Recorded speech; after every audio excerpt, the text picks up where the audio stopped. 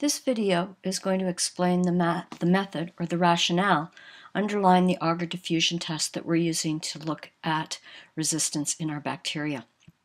The test begins by plating a lawn of bacteria and placing the toxin down on a filter paper disc. That's the filter paper disc labeled T on the right of the plate.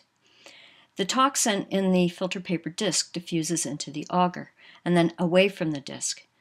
Because the rate of movement through the agar is slower than the rate of movement out of the filter paper disc, there's a concentration gradient set up, such that bacteria that are sensitive to the toxin are killed, and bacteria that are resistant are able to survive.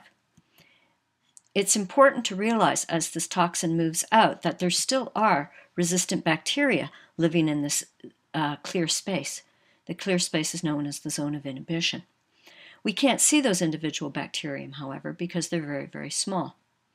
If we sample from the inside of the zone of inhibition, we're increasing our chances of getting bacteria that are resistant into the next population.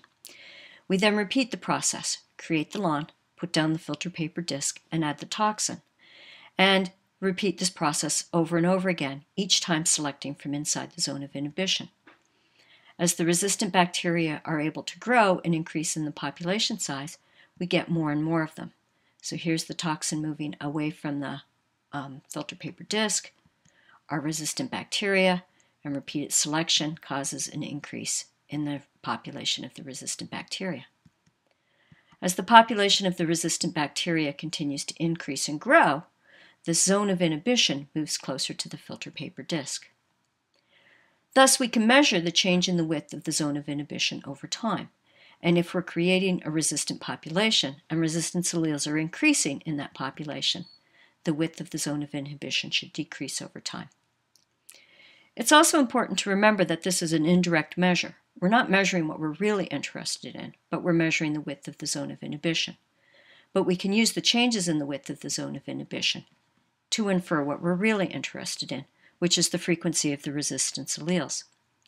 So when the zone of inhibition is really wide, we can infer that there are very few resistance alleles, or that level is low. When the zone of inhibition is narrow, we can infer that there are more resistance alleles. Thus, we can infer changes in a low frequency by measuring changes in the zone of inhibition over time. The rate of change is also analogous to the rate of change of the frequency of resistance alleles. So if the rate of change of the zone of inhibition is really fast or a steep slope, then the frequency of the resistance alleles is increasing very quickly. And that's the logic behind this method.